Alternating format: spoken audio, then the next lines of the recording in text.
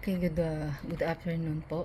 Good day sa lahat ng mga estudyante ng post-encounter batch number 2. Okay, ang lesson natin ngayon, lesson 7, the blessing of fatherhood. Okay, ang blessing ng being isang ama, the blessing of being a father. Sabi dito sa Ephesians chapter 3 verse 13 to 15, "For this reason I bow my knee to the Father of our Lord Jesus Christ, from whom the whole family in heaven and earth is named. There never before in the history of humanity has the world asked with so much insistence that father take on their responsibility and to take the place of fatherhood that belongs to them. Our present society moves forward at such a rapid pace that more and more of it demands time from people. In order to fulfill this demand, sacrifice the time that belongs to their children. How well the parable of the sower applies to the lives of many fathers. Behold, a sower went out to sow, and as he sowed, some seed fell by the wayside, and the birds came and devoured them. Some fell on the stony places where they did not have much earth, and they immediately sprang up because they had no depth of earth. But when the sun was up, they were scorched, and because they had no root, they withered away. And some fell among thorns, and the thorns sprang up and choked them. But others fell on good ground and yielded a crop, some 100-fold, some 60, some 30. Matthew chapter 13, verse 3 to 8. Ulitin natin, Matthew chapter 13, verse 3 to 8. Basahin natin lang ito sa ating mga Bible. So, bawat ang oras na ang isang anak ay humihingi ng oras sa kanyang ama, ito po ay isang mental bombardment sa isip ng isang lalaki. Diba, na maraming mga bagay na gumugulo sa kanya, na pinapalitan niya ito yung oras na dapat sana sa kanyang anak gugugulin. Yung iba hindi ginagawa ang makipag-bonding sa kanyang anak dahil maraming mga ibang agenda at minsan hindi ito maganda. At alam nila na pwede nilang gawin ito saka na lang or hindi na nila gagawin. Para bang sa mga tatay ngayon, wala nang halaga yung oras na makikipag bonding siya sa kanyang anak. Ito nga ang strategy ng ating kaaway na si Satan. Hinanakawan niya ang pinakamahalagang bagay na pwede nating ibigay sa ating mga anak. Ano yun? Yung memories na pwede nating gugulin, nakasama natin sila. So dito sa parable na ito ng sower, makikita natin dito yung hinahasik, di ba? So dito sa Matthew chapter 13 verse 4, yung unang-una dito, yung mga naghasik sa kalsada, on the way. We find that Satan robbing from the minds of the father their desire to share time with their children. Diba yung kaisipan na yun na nakalagay sa bawat tatay, tinatanggal ni Satan yun, ninanakaw ni Satanas para hindi na yung mga tatay makipag-usap man lang, makipag-bonding, makipaglaro to spend time with their children. Pangalawa, yung mga binhi or mga buto na nalaglag sa mabatong lugar sa Mateo chapter 13 verse 5. Ito yung pag yung mga tatay ay naging excited siya at pinangako niya na sige anak sa limbawa sa Sunday afternoon magbabanding tayo o kaya sa Saturday magba-basketball tayo, ganyan. O kaya magpipiknik tayo or mamamasyal tayo. Pero pagkatapos ng ilang araw o oras, nawawala yung excitement, nawawala ang emosyon na yun at nakakalimutan na nila yung pinangako nila sa kanilang mga anak. At ano pong nangyayari, ay iiwanan na lang mga anak na frustrated sila. Sasabihin nila nakalimutan yata ni tatay. At sila'y nabigo na makasama ang kanilang magulang, di ba? Or especially the tatay sa mahalagang moment sana na yun na magiging memory sana, pero hindi po nangyari. Inagaw yun ni Satan. Yun namang mga nalaglag sa mga tinik, 'di ba? Sa Matthew chapter 13 verse 7. Ito yung mga tatay na nagiintay para makahanap sana ng mga oras na igugugulin niya sa kanyang mga anak. Pero yung day na yun ay naging na palitan ng maraming mga commitment. Imbis na yung araw na yun, uunahin niya yung kanyang mga anak, pero mas mahalaga sa may appointment sa trabaho, baka merong dumating na bisita, baka merong request na pumunta sa bahay ng kumpare, o anumang mga bagay, at hindi na niya pagbigyan ang kanyang anak. At ito namang nalaglag sa mabuting bato, ay mabuting ground, sa mabuting soil. Ito yung mga tatay na mayroong balance, may equilibrium, at alam niya kung paano niya i-administer ang kanyang time at ibigay ang the best nito sa kanyang pamilya. Ito yung hinahanap at ito ang tunay na naaalala ng mga bata, na meron talaga silang magandang memory at naaalala nila ito, yung mga oras na ginugol nila nakasama ang kanilang tatay. Maaring ito ay paglabas, kumain sa labas, o kaya ay maglakad, 'di ba, sa labas, or magbasketball, or dun sa mga babae naman na anak ay yung samahan siyang manood ng concert, yung mga ganyan po, or yung mga batang babae ay makausap sila, yakapin sila, hawakan ng kanilang kamay habang naglalakad sa mall, at lumikha sila ng maraming mga memory, o kaya ay maglaro doon sa park, di ba? Mga tatay, kailangan maintindihan natin na ang mga anak natin, kailangan nilang mapalakas ang area ng kanilang buhay.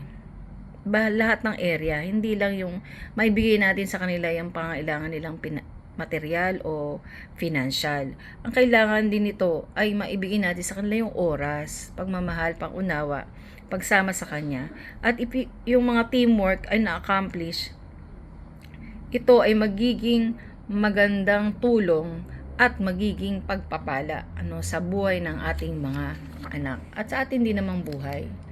Ang isang anak, ang kanyang identity, kailangan malaman niya kung sino siya. Every person desires to know who he is and where he is going. We are living in a very difficult time. So yung bawat isang nilikha, isang nilalang, o isang tao, kailangan niyang malaman kung sino ba siya, di ba? Saan siya pupunta? Dahil ngayong mga panahon na to, pag hindi mo alam ang layunin mo at kung sino ka, it is very difficult to live in such a time as this, na ang dami pong umaagaw ng ating atensyon at maraming nagsasabi kung sino ka.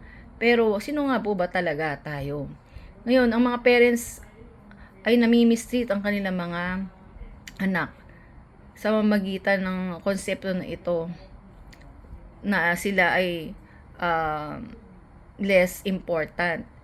Pero kailangan nating ipakita na ang pagdidisiplina ay hindi para saktan ang mga anak natin. Ang pagdidisiplina ay para hubugin sila. Ang pinaka-greatest crisis ng buhay ng isang bata ay doon sa mga batang inabandon. Minsan nandyan naman ang mga magulang, pero hindi sila nabibigyan ng panahon. Pati pagdidisiplina sa kanila, hindi na naibibigay. Ito po yung nagbibigay po ng malaking kahungkagan sa buhay ng isang bata. Merong isang babae na mayroong 3 anak. At 3 na rin ang napangasawa niya. Nadidivorce siya. At siya ngayon ay nandoon ngayon sa isang sitwasyon na napakahirap, very rocky ang kanilang relationship. At itong babae na to ay nagsabi sa isang pastor, sabi niya kasi, hindi ko man lang nakilala kung sino ang tatay ko. Inabandon na niya kami nung ako ay maliit pang bata. At ako ay maraming emptiness, sabi ng babaeng yun, na dahil wala akong tatay. So kaya siya, may mga oras at araw na desperado talaga siyang malaman niya kung sino ba ang kanyang tatay. titingnan niya ang telephone book, tatawagan niya ang maraming mga tao, nagbabaka sakali na kung kaapelido niya, baka yun ang tatay niya. Gusto niya makausap ang tatay niya. Gusto niya marinig man lang, malaman niya kung sino ang tatay niya, kahit isang saglit lang. Pero lahat, walang nangyari. At lumuluha siya na sinasabi niya, kailangan kong malaman kung saan ako nanggaling. Saan ako patutungo. So kung nalalaman lang ng mga magulang kung ano ang ginagawa nilang harm sa kanilang mga anak, kung hindi na ginagampanan ang kanilang tungkulin para sa kanilang mga anak. At sila ay nagre-raise lang ng isang pamilya na para lang sa mga material at hindi sigurado kung sino man sila. Kaya itong mga emotional emptiness na ito ay naipoproduce ng mga tatay, mga magulang. Lalo na dito sa istorya na to, yung tatay niya, hindi niya nakilala. Kaya may emptiness, may kulang sa buhay ng babaeng ito. Kaya nga siya nagpalipat-lipat ng mga relasyon at she ended up miserable. At marami siyang sentimental failure. So tayo bilang mga Christian, kailangan nating pagsikapan na hindi natin magdudulutan ng emotional emptiness or wound. Ang ating mga anak, lalo na yung ating mga anak na babae. Ang mga anak na babae kasi, di ba, pagka maliit, kung hindi natin naipadama yung pagmamahal, paglaki niya, empty siya. Kaya meron iba nag-aasawa ng maaga kasi naghahanap ng hindi pala asawa hinahanap, father figure. Nung lumalaki naman yung ating mga anak, parang nahihiya na tayo, lalo na yung mga babae. Hindi na natin sila mayakap, di ba? Nahihiya na tayo.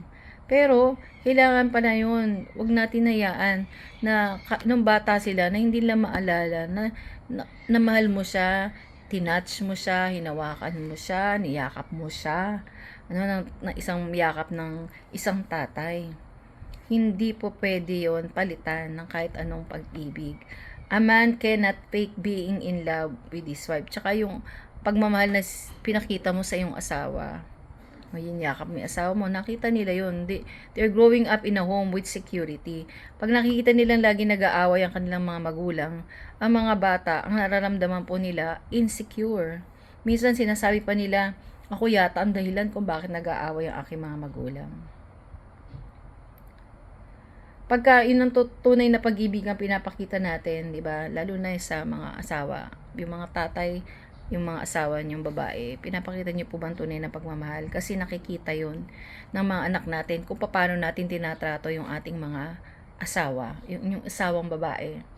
Ipinapakita nito kung paano mo siya nire-respeto, o paano mo siya ino-honor, di ba? Yung asawa mo, yung wife mo.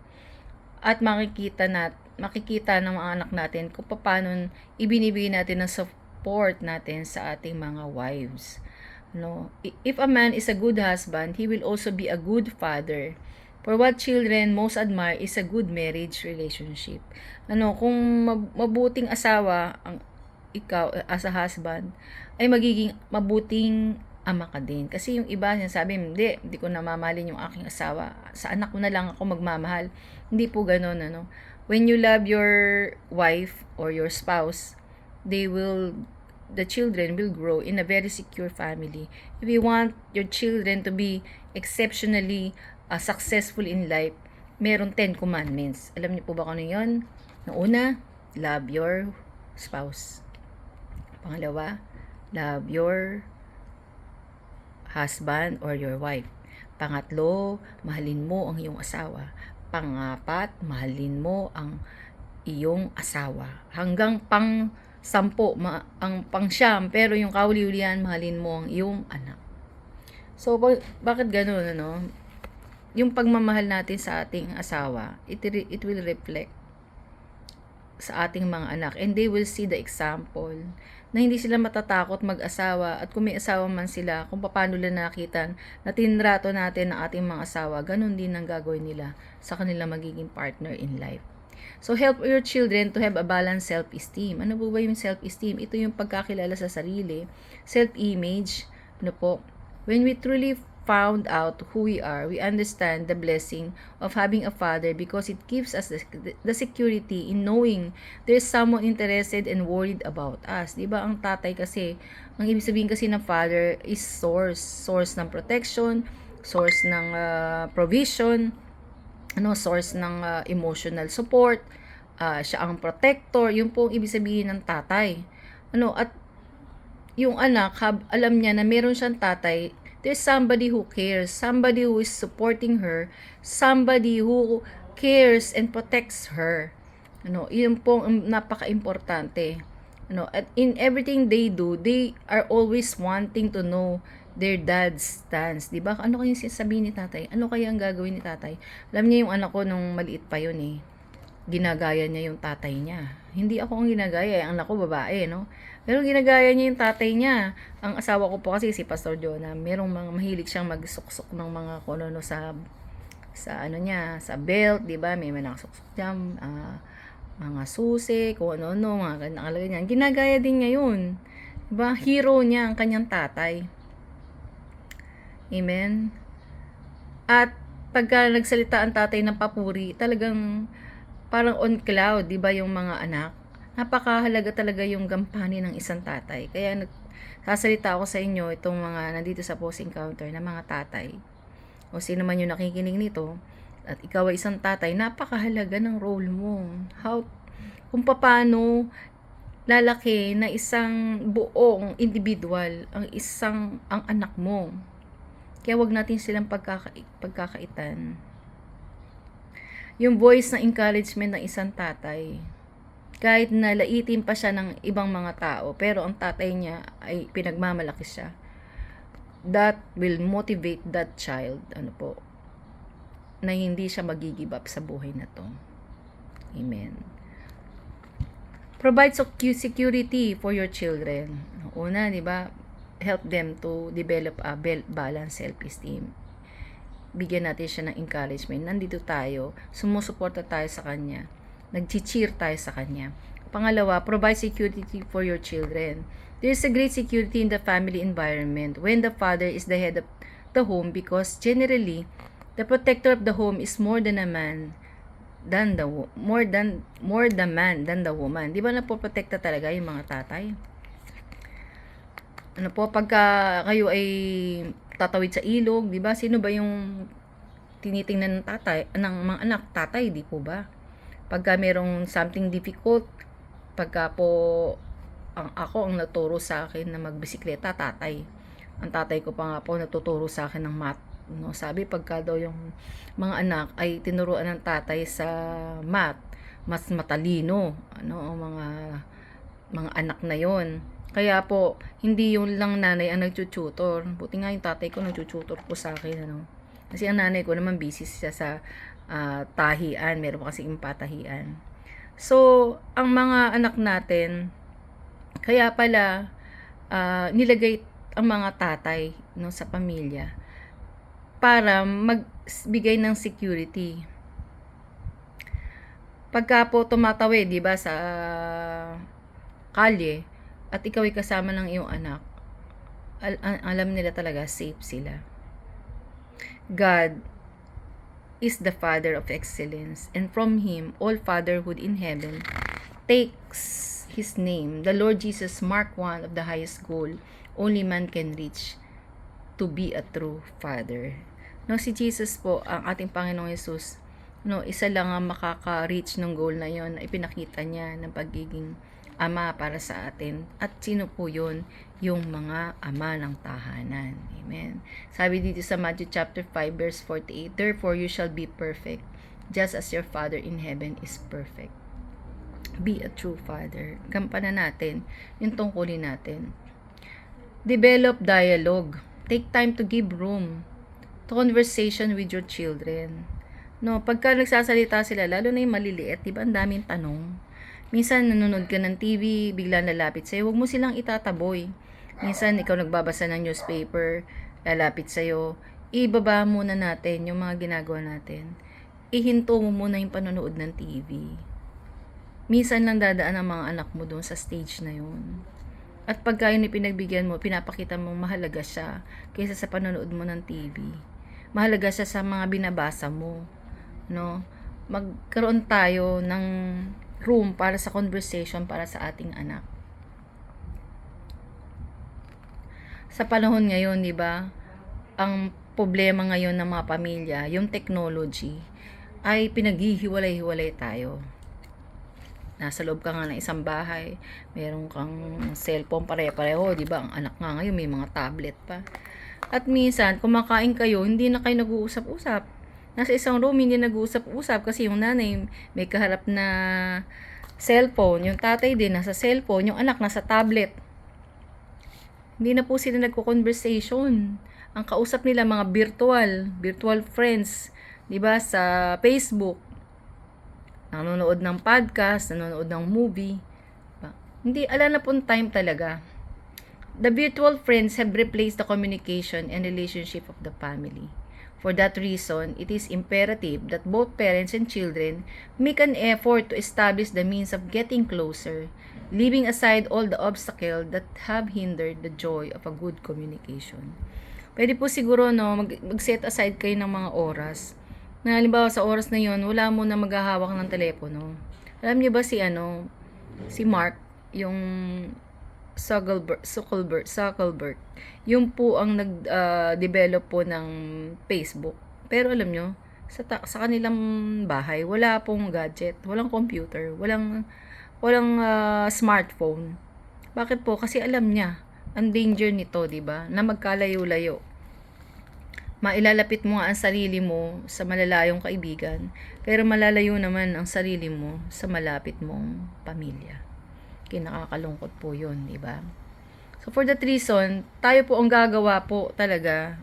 Mag-set tayo ng time na yung time natin na magkakausap-usap tayo. Maglagay tayo ng mga family altar, diba, mga tatay, kayo po ang mangunguna dito. Sama nyo yung mga anak nyo. Kung maliliit pa sila, mas maganda po yun. Bakit? Train up a child the way they should go, and when they are old, they shall not depart from it. Okay, so ito ang dapat natin gawin. Daily set out a time. Children don't ask a lot.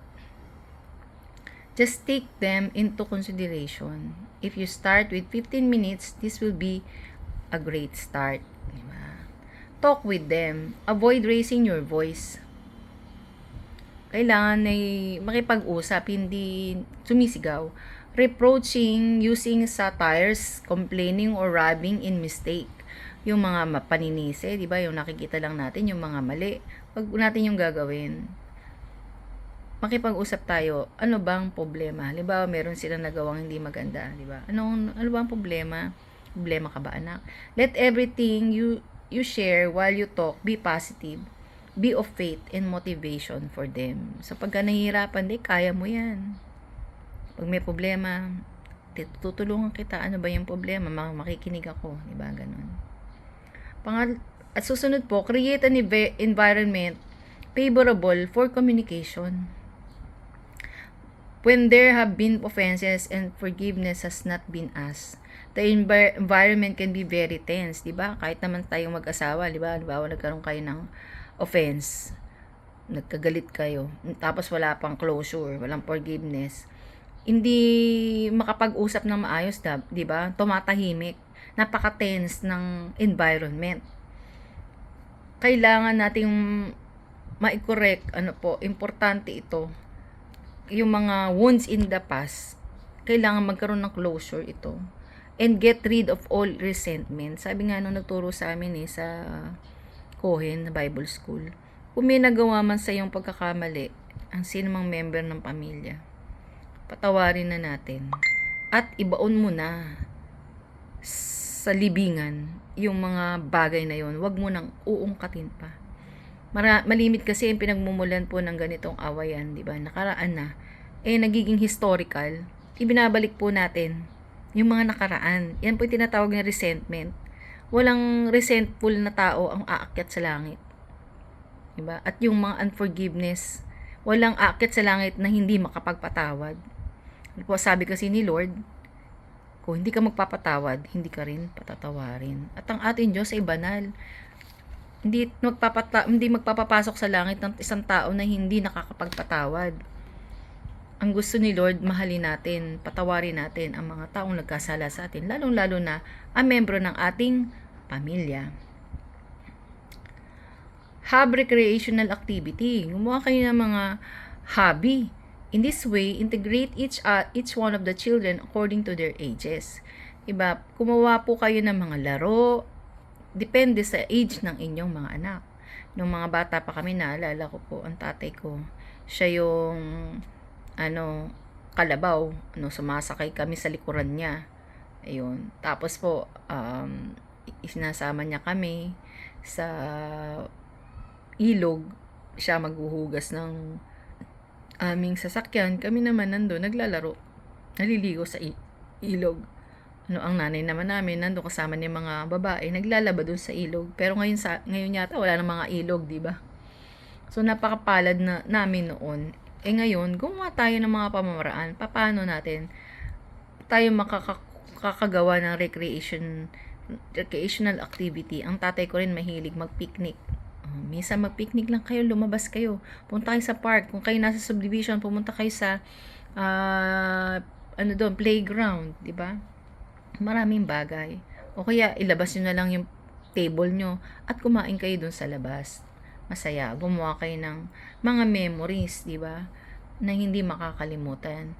Magkwento kayo ng mga jokes, tumawa kayo, kumain kayo, play with your children. Ito yung napakagandang bagay na magpapatatag sa kanilang mga buhay. Consider or include them when important family decision is being made. Treat them as you treat your friends. Pay attention to them when they speak to you and when they share the achievement and victories. Iba, napapakita sa iyo ng card. Papa, eto yung card ko, mama. O pag mataas ang grade, wow, very good, keep it up, diba?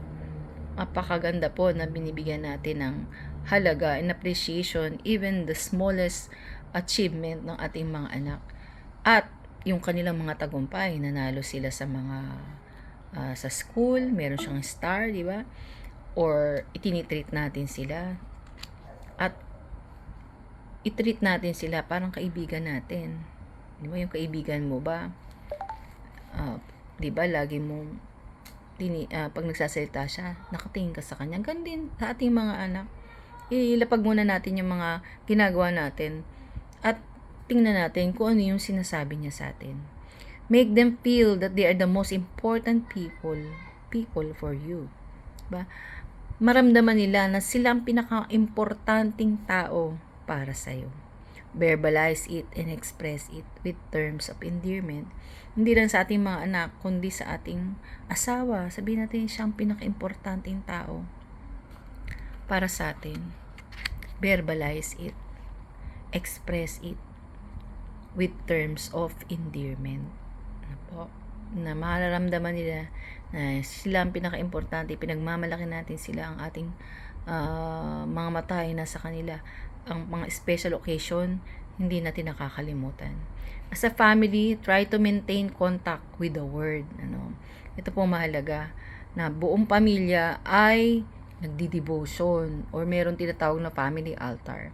Therefore, you shall lay up these words of mine in your heart and in your soul, and bind them as a sign in your hand, and they shall be frontlets between your eyes. You shall teach them to your children, speaking to them when you sit in your house, when you walk by the way, when you lie down, and when you rise up. You shall write them on the doorposts of your house and on the gates, that your days and days of your children may be multiplied in the land, of which the Lord swore to your fathers to give them, like the days of the heavens above the earth. Deuteronomy chapter 11 verse 18 to 21. So sinasabi po dito, yung mga salita ng Lord, ituro daw natin sa kanila. I-bind natin sa ating mga kamay at sa ating noo, sa pagitan ng ating mga mata. Ibig sabihin yung nakikita nila sa ating buhay ang mga salita ng Lord. At ipinag-uusapan natin yun. Ano mang ginagawa natin in our daily lives, hindi yung pagka isang araw wala si Lord, every Sunday lang pinag-uusapan ng Diyos. Hindi, sa ating pamilya, prayer, ay nakikita nila na ginagawa natin everyday. Ang pagsasabi ng pagpupuri at pagpapasalamat kay Lord na kinarinig nila sa atin, miya't miya sa bibig natin. At ang mga salita ng Panginoon, ang kanyang kapangyarihan ay namumutawi sa ating mga bibig. The blessing of God for the family should come down through the parents. It is the father's job to teach the word of God. Mga tatay, nasa inyo pong kamay ang authority to teach the word of God. Nasa inyong mga kamay. He should continually repeat the word next to his children until every teaching and principle be a way of life in the home. Diba? Yung meditation, yung paulit-ulit natin, diba? Narinig ba nila kayo? Na kinukote nyo ang mga verses sa Bible? Na binibless nyo sila according to the blessing of God in the Bible? Yung Numbers chapter 6, verse 22 to 24. Dinideclare ba natin yun sa kanilang buhay? May the Lord bless you and keep you. The Lord smile upon you and be gracious to you. The Lord turn His face towards you and give you peace. Yun po, sabihin natin sa ating mga anak. Kayo po ang pastol ng inyong mga anak, ng iyong buong pamilya. Sabi dito sa Hosea chapter 4:6, it says, "The people are destroyed for lack of knowledge. Because you have rejected knowledge, I will also reject you from being priests for me. Because you have forgotten the law of your God, I will forget your children." Parents, listen to this truth. If you forget the word of God, God will forget your children. Pag kinalimutan mo ang Diyos, kakalimutan din niya ang iyong mga anak. Ibig sabihin nun, hindi makikita ng mga anak natin sa buhay natin kasi kinalimutan natin si God. Ang salita ng Diyos hindi binabasa. Napakaganda po makita ng mga anak natin na yung tatay mismo nagbabasa ng Bible, di ba? Nananalangin. At ang sabi dito, pagka ginawa natin, na kalimutan natin si Lord, ang mga anak natin makakalimot din sa Panginoon. Hindi si Lord ang kakalimot sa kanya. Kasi si Lord, hindi kanya kakalimutan. Sino ang makakalimot na tumawag? Ang ating mga anak. Kung hindi natin ituturo sa kanila ang mga salita ng Panginoon. We hear stories of men who did evil, men who affected the nation with violence, men who were cold and insensible, but when their children were touched, they were so hurt deeply. Diba, mayroong mga tatay marinig nating istorya, napakatatapang, malalakas, talagang unstoppable, immovable, mayroong mga tyrant, pero pagkadating sa kanilang mga anak, talagang may kahinaan sila. Ang kahinaan nila ang kanilang mga anak. That they were broken because of that was their weak side, di ba? Ang kanilang mga anak pinag-uusapan, yun ang kahinaan nila. Merong mga macho, mga tatay, pero pagdating na sa mga anak, mahina sila. Amen.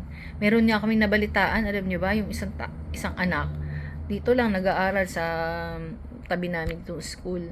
Takot yung mga magulang doon sa anak. Hindi nila mamasita, hindi nila mapagsabihan, hindi nila makausap pag kung ano yung gusto ng anak, yun ang nangyayari. So nawala na po yung authority ng tatay at ng nanay sa batang yun. At nakakalungkot dahil sa ating panahon ngayon, di ba? Nakita natin ng mga kabataan napaka-violente. Ano nangyari sa ating generation? Nasa na yung mga tatay? Na sana'y maghuhubok sa nilang magandang asal.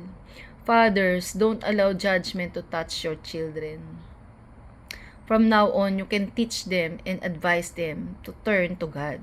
Huwag mong hayaan na husgahan ang iyong mga anak, diba? Bakit? Pag hindi mo daw ikinorek ang mga anak mo, kinonsinti mo na ang kanyang kamatayan. Kinonsinti mo na yung pagkabilanggo niya pag hindi mo siya itinuwid ngayon.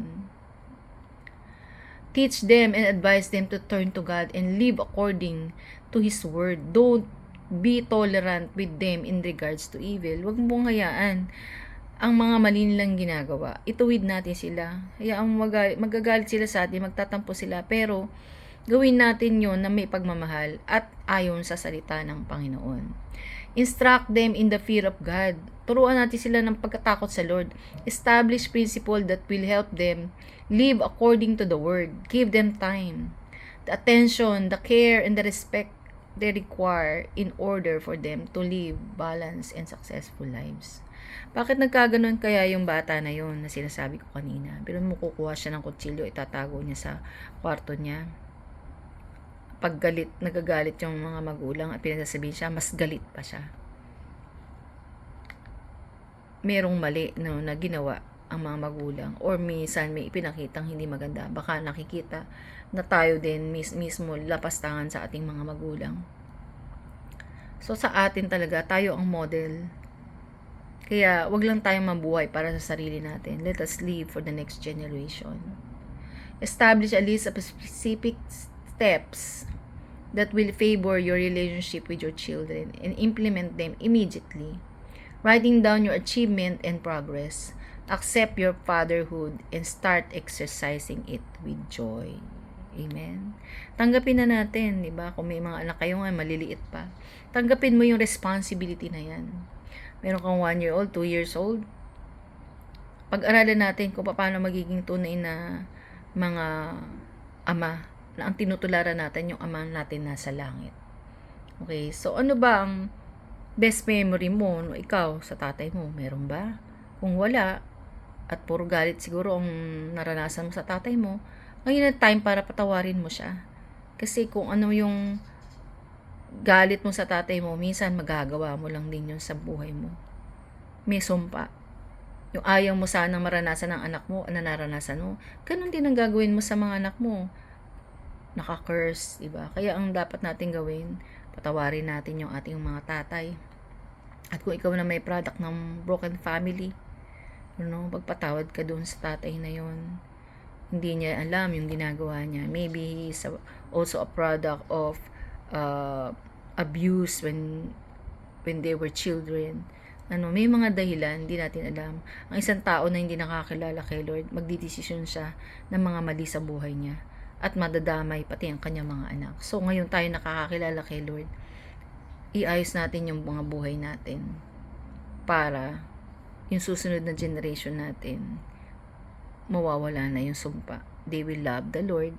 They will grow secure with the love of God and our love to them. We are the extension of God's love to our children.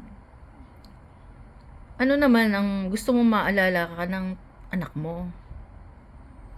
Gusto ba niyang maalala ka na ikaw ay isang loving father, a loving husband? Nasabihin ng anak mo, gusto ko pagka ako nag-asawa katulad ng tatay ko, katulad ni daddy. Kasi nakikita ko mahal niya yung aking mami, hindi niya inaaway. Nakita ko very loving siya, kaya gusto niyang mag-asawa. Huwag naman sana na yung anak mong babae sabihin, ayoko na mag-asawa. Kasi nakita ko ang hirap. Nahirapan yung mami ko, diba? Yung mga ganun. Nahirapan ng nanay ko.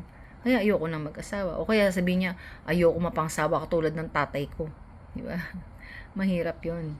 Diba? Ano ba ang gusto mong maalala ka ng iyong anak? What would you like your child remember you for? If you compare the parable of the sower in relationship with your children, where do you think the seed of fatherhood has been planted? Saan ba ang seed ng fatherhood mo? Andun ba sa may kalsada? Andun ba sa may batuhan na maraming mga kaabalahan na naghihinder sa iyong relationship ng iyong anak? Or marami bang mga tinik at hindi mo ma-express ang iyong pagmamahal sa iyong anak? Or ito ba ay good soil na na-nourish, nag-grow ang iyong relationship sa kanya at naipapakita mo kung ano ba ang tunay na ama? Sa gayon, hindi mahihirapan yung mga anak natin na lumapit sa ating ama na nasa langit. Kasi ang amang nakilala nila sa lupa, mapagmahal, madaling lapitan, hindi magagalitin, mapagpatawad, at higit sa lahat, naiintindihan sila. Kaya ganun yung ating tatay na sa langit. So sa ating mga specific action, paano mo ma-establish ang mga bagay nito sa iyong mga anak? Unang-una, identity. Paano mo maipapakita sa kanila na sila'y mahal na mahal mo? Identity, no? Yung anak mo siya, meron siyang tatay. Pangalawa, balance, self-esteem. No, na siya ay secure sa kanyang sarili. Paano mo mapapadama yun sa iyong anak? Security, na wala siyang dapat katakutan kasi meron siyang tatay. At yung pakipag-dialogue sa kanya, paano mo yun gagawin? sa iyong action, paano mo siya kakausapin, and daily contact with the Word. Paano mo isasagawa na hindi lang ikaw ang nagbabasa ng Biblia at pati ang anak mo na isi-share mo ang Biblia sa kanya. Purpose yourself to have a special time where you share together with each of your children. Noong dati, nung mga maliliit pa yung mga anak ko, isa-isa yun, nilalabas ko sila. Ang asawa ko kasi noon malayo Hindi ko alam kung paano niya pinalaki yung mga anak ko. Pero ako mismo, punta kami sa labas, kakain kami, isa-isa. Hinakausap ko sila. Isa-isa. Kasi ang mga anak natin, meron akong 3 anak 2 lalaki, 1 babae. Panganay ko babae. Baka meron kaming mga pagkukulang hindi namin alam. Pero alam namin si Lord ang pupuno ng lahat ng pagkukulang na yon. Ang kailangan lang natin, surrender natin sa Diyos lahat. At humingi tayo ng gabay sa Lord. Lord, tulungan mo ko. Gawin mo kong isang mabuting ama o ina para sa aking anak. Amen. Tayo po'y manalangin. Panginoon, maraming salamat po. Gawang aming Diyos na pinagtutularan ng lahat ng ama dito sa lupa. Tulungan mo kami, Lord, na maisabuhay, Panginoon, ito. Mapalaki namin ang aming mga anak na may pagkatakot sa iyo, na hindi kami magkulang sa aming relationship sa kanila, na magbigay kami ng oras, bigyan namin ng importansya at maramdaman nila, Lord, ang bawat member ng pamilya namin na sila ang pinakamahalagang tao sa buhay namin, sa ibabaw ng lupa. At Lord, tulungan mo kami na maituro sa kanila yung mga salita. Lord, tulungan mo rin kami na mabago ang aming mga buhay at makita ang kalarawan ng kabanalan mo, Panginoon, sa aming buhay. Maraming salamat po, Lord. Salamat po at pagbalain niyo po ang mga estudyante na ito sa post-encounter. I declare, I decree that they will be the best father in the world, the best parent in the world. They will love their spouse unconditionally, katulad ng pagmamahal mo sa amin. Maraming salamat po, God, sa iyo po ang kapurihan. Pasalamat kalawalatian. In Jesus' name we pray. Amen and amen. God bless you all. Okay? Sa susunod po uli na lesson natin. God loves you so much. Amen. And He has a great plan for your life. Ingat po lagi. Good day. God bless.